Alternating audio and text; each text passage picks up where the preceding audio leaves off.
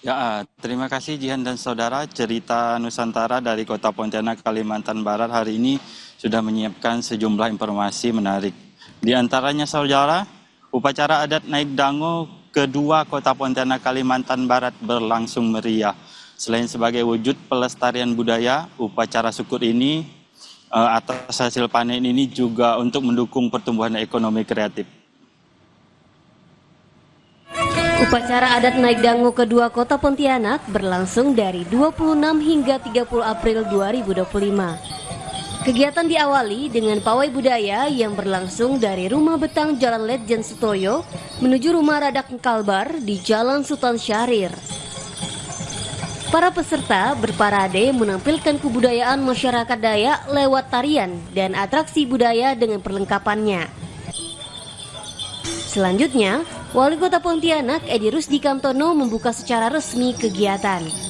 Edi berharap kegiatan ini dapat memberikan semangat bagi masyarakat Dayak di Kota Pontianak untuk terus berinovasi dan kreatif dalam melestarikan budaya khas Kalimantan Barat, sekaligus menjadi agenda tetap tahunan yang memperkuat posisi Kota Pontianak sebagai kota budaya, pariwisata, pendidikan, dan olahraga. Kita harapkan ini berjalan sukses ya. Dan ke depan kita akan lebih kolaborasi lagi sebagai agenda tetap Kota Pontianak untuk budaya Naik Dango ketiga dan seterusnya. Ya pasti ini akan berdampak produktif kan terhadap UMKM, ekonomi kreatif, dan tentu menghibur masyarakat juga.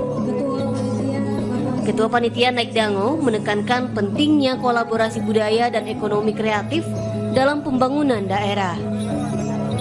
Kami membantu pemerintah Provinsi Kalimantan Barat dalam hal ini Kota Pontianak untuk mempromosikan pariwisata budaya, khususnya budaya Dayak.